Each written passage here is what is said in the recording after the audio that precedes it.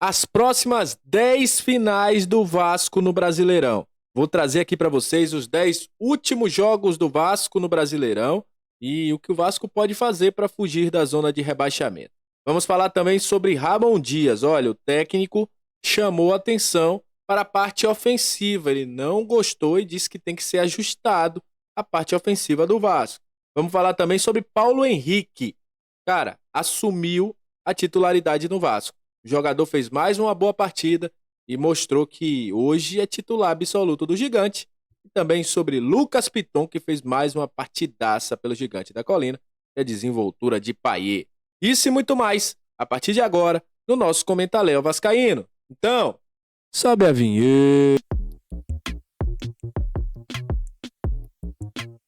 Salve, salve, torcedor vascaíno, salve minha galera do Comentaléu, saudações vascaínas, estamos entrando no ar para falar de Vasco. Aquele abraço para você que está sempre junto com a gente, que curte, compartilha, que se inscreve no nosso canal, que deixe seu comentário, muito obrigado. Você é o principal combustível para que este canal esteja no ar, galera que está chegando pela primeira vez, seja muito bem-vindo, eu sou o Léo, aqui é lugar de análise, informação, opinião, tudo que envolve o Vasco está aqui, é um prazer imenso ter você junto com a gente. E olha, vamos trazer as informações do Gigante da Colina, porque o Vasco, infelizmente, entrou mais uma vez na zona de rebaixamento. E com isso, vem a preocupação do torcedor. E aí, vai conseguir sair, não vai conseguir sair? Eu tenho acompanhado as equipes que estão ali brigando com o Vasco. Vejo o Vasco numa condição melhor.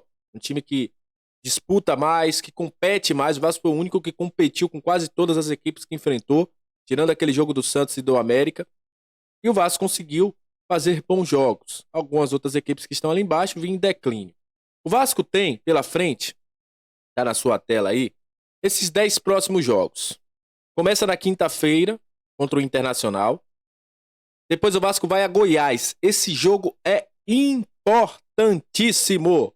O Goiás é uma briga direta do Vasco. O Vasco tem que tirar pontos do Goiás. O Vasco joga lá no próximo domingo às 16 horas. Depois outro jogo importante contra o Cuiabá. A gente sabe que é calor e tudo mais. No feriado, dia 2 de novembro, 17 horas, horário local, o Vasco enfrenta a equipe do Cuiabá. O Vasco, no domingo, que a reunião está tendo hoje, provavelmente o jogo é em São Januário, domingo, dia 5 de novembro, enfrenta a equipe do Botafogo. Provavelmente o Botafogo para encaminhar o seu título, o Vasco buscando sair dessa situação ruim. Aí vem mais um jogo importante. Vasco e Cruzeiro. Cruzeiro e Vasco. O Vasco enfrenta o Cruzeiro no dia 8, às 9h30. Aí, voltamos a São Januário para enfrentar a equipe do América Mineiro. Dia 12, às 18h30. E aí temos os últimos 4 jogos que vão ser confirmados ainda os horários. Atlético Paranaense e Vasco, jogo complicado na Arena da Baixada. Vasco historicamente tem problemas quando joga lá. Vasco e Corinthians. Um jogo também que é um confronto direto. O Vasco tem que quebrar esse tabu logo aí contra o Corinthians. Grêmio e Vasco, também mais um jogo complicado lá na Arena do Grêmio. E Vasco e Bragantino fecha o Campeonato Brasileiro da Série A. Esse provavelmente deve ser um jogo que já deve ter definido todas as coisas aí lá na parte de cima. Então o Vasco tem 10 finais. Se o Vasco ganhar todos os seus jogos dentro de casa, o Vasco está salvo. O Vasco precisa tirar pontos daqueles que estão próximo dele. Cuiabá, Goiás, Cruzeiro, próprio Inter, apesar da vitória ainda tá ali, se perde pro Vasco, continua, volta pra briga. O próprio Corinthians. Então o Vasco tem alguns jogos com equipes que estão próximo a ele.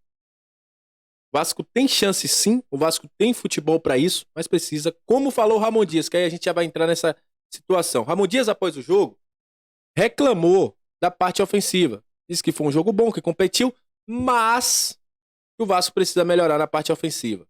Eu concordo com ele. Ontem o Vasco teve chances, por exemplo, uma cabeçada do Verratti no primeiro tempo, que o Payet joga na área. O Peck, na verdade, atrapalhou ele ali, né? Mas não é uma bola que o Verratti normalmente perde. O Verratti crava dali. Então, tem que melhorar. O Peck sai de frente com o Rossi e chuta a bola, demora um ano pra chutar uma bola e ainda chuta em cima do Rossi. Poderia ter dado uma bola por cima do Rossi e fazer o gol. O próprio Peck poderia ter devolvido a bola para o Paulinho, tocado a bola para o Verrete. Quando ele sai sozinho ali, o Verrete ia entrar de cara pro gol. Então, algumas situações eu concordo com o Ramon Dias. Tem que melhorar ofensivamente. Jogo como esse, você mata o jogo. Contra adversário qualificado, você mata o jogo. O Vasco foi, na soma dos dois tempos, melhor, mas o Vasco não soube ser inteligente para matar o jogo. E eu concordo com o Ramon Dias. Tem que ajustar a parte ofensiva. Tem chance? Bota na rede. Tá com chance? Bota na rede. É o segundo, terceiro jogo que o Vasco tem chances claras, não faz e acaba perdendo. Foi assim contra o Atlético Paranaense, na estreia do Ramon Dias. Foi assim contra a equipe do Santos. Teve chance, não fez, tomou 4 gols. E foi assim de novo contra o Flamengo. O Vasco tem que matar as chances. Porque lá na frente, esses resultados importam. Ontem, na minha opinião, o Payet fez uma das suas melhores partidas com a camisa do Vasco. Na minha opinião, o Payet ontem mostrou. O Payet tem que ser 10, meia central. Deu bons passes. Colocou o Vasco com 3 chances de fazer gol. Mostrou que vai ser muito útil. Evoluiu. É aquilo. No segundo tempo ele caiu pro lado direito, ele caiu um pouquinho de produção. Mas quando ele fica pelo meio central, mostra que o Payet é esse cara armador, cerebral. Ele vai encontrar alguém com seu passe. Outro que também eu chamo a atenção pela boa partida é Paulo Henrique. Paulo Henrique foi muito bem ofensivamente. Eu sei que o gol foi ali nas costas dele, o Medel tentou marcar, não conseguiu. Mas foi mais um jogador que se mostrou, olha, cheguei e tomei conta da posição. Paulo Henrique evoluiu. E hoje é difícil você tirar o Paulo Henrique do time. Muita gente questionou até a mudança do Puma pelo Paulo Henrique. O Paulo Henrique teve um desgaste físico, por isso saiu. Fez uma baita partida e pra mim hoje é titular absoluto da lateral direita do Vasco. Outro que também fez uma boa partida, e aí há uma dúvida, que foi falado lá na transmissão que o Vasco queria comprar ele. Na verdade, ele já é do Vasco. É o Lucas Piton. Piton ontem foi bastante acionado. Tem uma bola ali que o Verrete cabeceia e por pouco o Rossi tira e a bola ainda resvala para entrar ali, passa raspando a trave.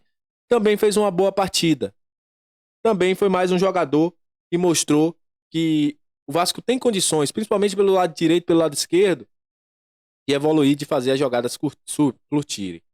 E o Medel, ontem nas suas redes sociais, deixou claro uma coisa, que ficou muito descontente, né?